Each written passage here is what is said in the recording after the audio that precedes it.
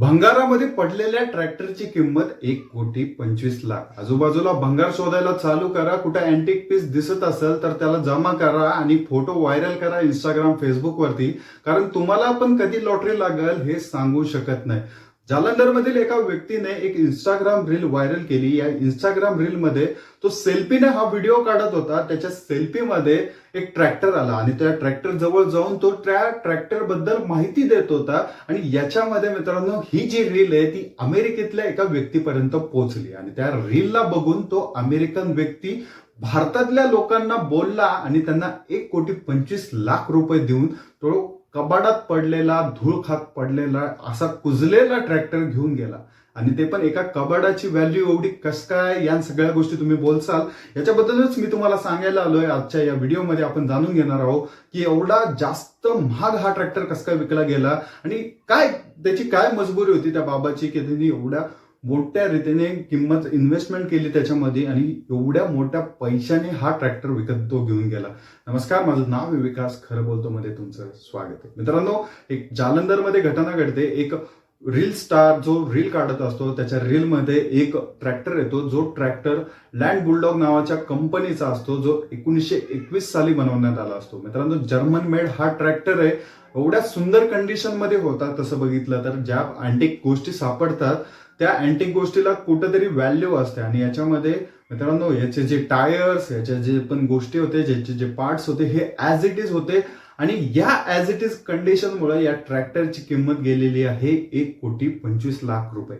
Antique piece हे होतं, 1921 साली हे बनवण्यात आलं होतं आणि मित्रांनो त्याचमुळं जो अमेरिकेत बसलेला माणूस आहे त्याच्यापर्यंत ही रील आणि हा व्हिडिओ पोहोचला। हा रील आणि व्हिडिओ पोहोचल्यावरती त्वरित त्या व्यक्तीला त्याने संपर्क केला। 1,25,00,000 रुपये त्या व्यक्तीच्या अकाउंटमध्ये ट्रान्सफर केले आणि याच्यामध्ये मित्रांनो तो जो ट्रॅक्टर आहे त्यांनी शिप करायला लावला।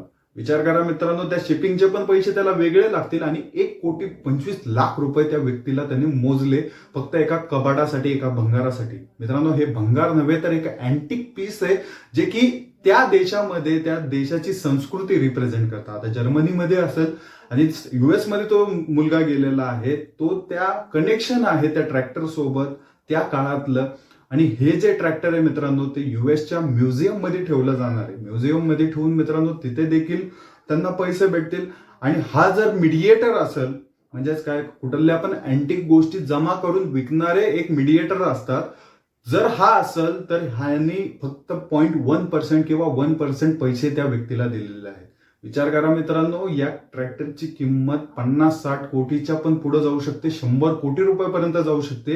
तो जर या गोष्टीला पुढे विकू शकत असेल, कारण हे ज्या गोष्टी असतात मित्रांनो खूप अँटिक मानल्या जातात।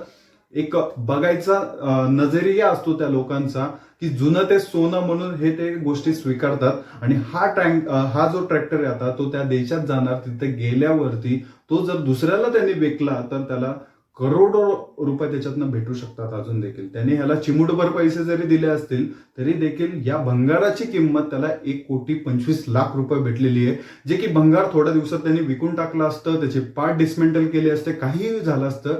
परंतु ते म्हणतात ना, एखादे जण सांभाळून ठेवणारी गोष्ट असतात, सांभाळावी आणि याच प्रकारची गोष्ट या व्यक्तीने केली, सांभाळली, व्यवस्थित ठेवली आणि ही गोष्ट मित्रांनो त्या गोष्टीची व्हॅल्यू आली 1,25,00,000।